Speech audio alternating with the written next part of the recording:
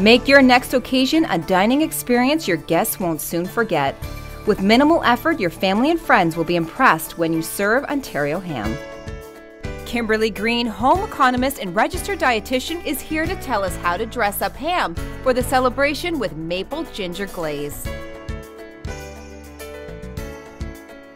Today I'm in the kitchen with Kimberly from Ontario Pork. Kimberly, what are we cooking up today? Today we're making maple ginger glazed Ontario ham. Well, it sounds absolutely delicious. What types of ham are we working with today? Well, there are different types of ham when you go shopping. You can buy a fully cooked ham which just needs to be heated through, like this one. There are fresh hams that need to be cooked through to 160. And you can also buy hams that are already pre-cut, like this spiral ham, which gives a nice uniform cut if you're not comfortable with carving. What's our cooking time when we're dealing with a fresh ham? It depends if it's whole or half. A whole ham will take about 15 to 18 minutes per pound, which is 500 grams. A half ham takes a little bit longer, 18 to 24 minutes per pound.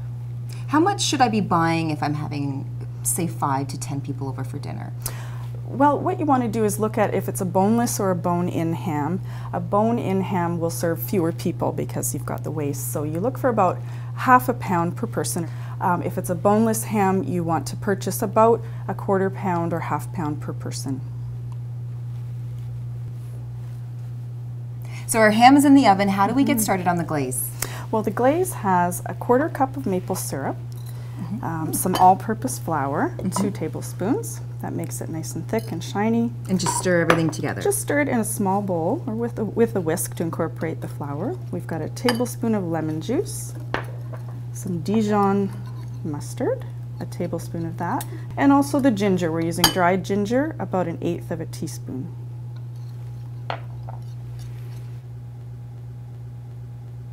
At what point are we putting the glaze on the ham?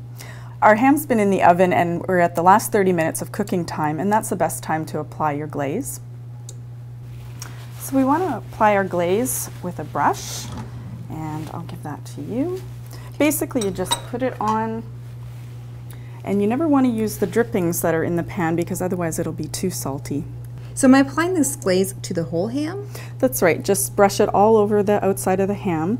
And you can leave a little bit for later so that you can baste it a second time. So put it in the oven and then baste it again later. How many times should I be glazing the ham? Well, the more times you glaze it, the more intense the flavor will be.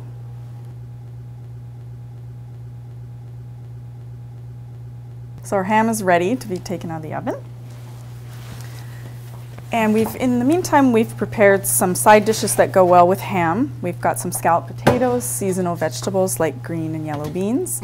And we also want to garnish our ham, so some people really like pineapple with ham, that goes well. Also, you can put cloves on the top for decoration as well, if you like. If we have any leftovers from this delicious meal, what can we do with it? Well, leftover ham is great for sandwiches, and if you have a ham with a bone in, it makes fantastic soup. It's also great for pizzas. You can put it in casseroles and macaroni and cheese, anything like that. Can we freeze the leftover ham? We don't recommend that you freeze leftover ham. The taste and the texture can be affected. Unless you're going to be using it for things like pizza or in a soup, then you can freeze it.